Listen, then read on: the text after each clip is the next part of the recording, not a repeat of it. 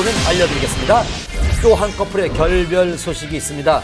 배우 이선정 씨와 LJ로 알려진 방송인 이주연 씨의 이혼 소식입니다. 95년 김부용의 풍요 속의 빈곤 일대 만보걸로 데뷔하며 얼굴을 알렸던 이선정 씨는 이후 청춘 시트콤의 엉뚱한 매력에 카페 주인 역을 맡아 큰 인기를 누렸었습니다.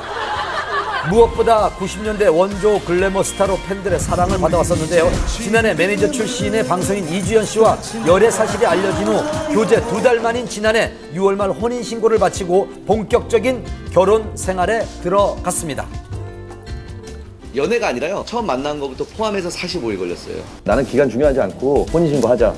결국 이걸 사인하는데 갑자기 눈물이 막 나는 거예요. 이틀 동안은 진짜 굉장히 많이 울었어요. 초고속으로 결혼에 꼴이 나며 행복한 결혼 생활을 이어가는 듯 했던 이 부부의 결별 이유는 무엇이었을까요? 워낙 두 사람이 교제 기간이 짧았고 급하게 결혼한 감이 없지 않아 있었던 것 같습니다. 두 사람이 맞춰가는 도중에 서로 맞지 않는 부분을 인지하게 됐고 작년 10월에 이혼한 것으로 전해졌습니다. 이혼설 보도 이후 새삼 이 부부가 방송에서 보여주었던 모습도 화제가 되고 있는데요. 다른 좀 약간 성격이 차이가 있는 것 같아요. 에이, 뭘 성격 차이야. 아유 진짜. 정신병 없다니까, 나. 일단 가봐. 아우 말 진짜 많아. 이주연 씨는 지난 7월 SNS를 통해 이혼을 암시하는 의미심장한 글을 게시하기도 했습니다. 현재 두 사람 모두 일체 외부와의 연락을 끊은 상태입니다. 전원이 꺼져 있어 음성사서음으로 연결되며 이혼 사실이 알려지면서 이혼 후에도 두 사람이 방송에 부부로 출연한 것이 아니냐는 의문도 제기되고 10월에 있습니다. 이혼했다는 얘기도 나오고 있는데요.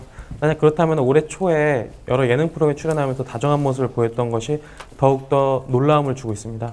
당시 제작진 같은 경우에는 두 사람이 전혀 이혼한 줄 몰랐다 또는 이혼하지 않았던 것 같다라고 얘기하고 있습니다. 아직까지는 의문에 쌓여있는 두 사람의 결별, 하루빨리 아픔을 딛고 다시 만나기를 바랍니다.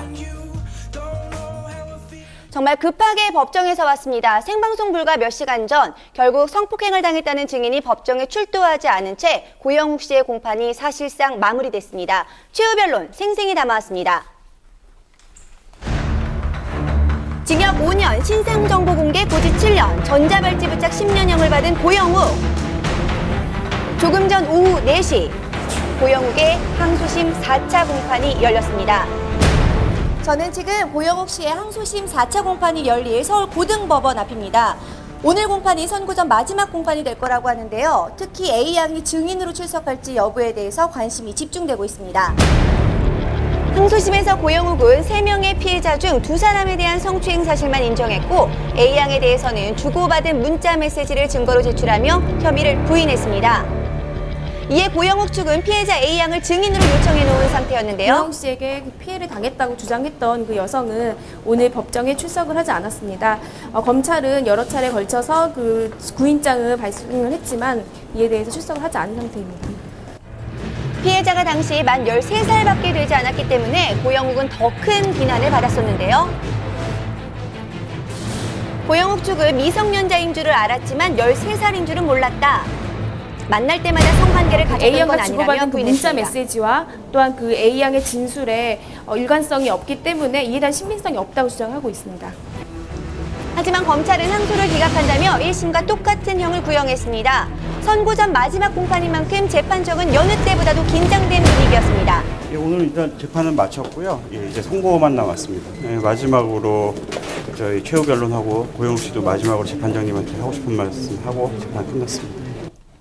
판사는 고영욱에게 시간을 주었고 그는 선고 전 마지막 변론을 했습니다. 먼저 피해자와 피해자의 가족들에게 죄송합니다. 8개월의 소감 생활 동안 경솔함을 깊이 뉘우쳤습니다. 한평생 아들과 강아지들밖에 모르고 사셨던 어머니가 저 때문에 집 밖에 나오지 못하고 계시다는 게 정말 가슴 아픕니다. 강제성 여부를 떠나서 피해자는 모두 미성년자.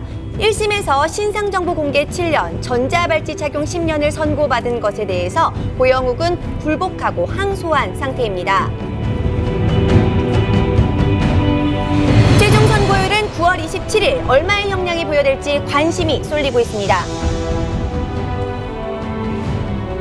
여기서 퀴즈입니다. 중견 배우 이순재, 박형식, 윤도현 세 분의 공통점은 무엇일까요? 없어 보이지만 분명히 있습니다. 본업이 아닌 예능인으로 이름을 알리고 있다는 사실인데요. 스타들은요, 소속사와 계약 시에 예능 항목이 따로 있다는 사실 알고 계셨습니까? 한밤 기획입니다.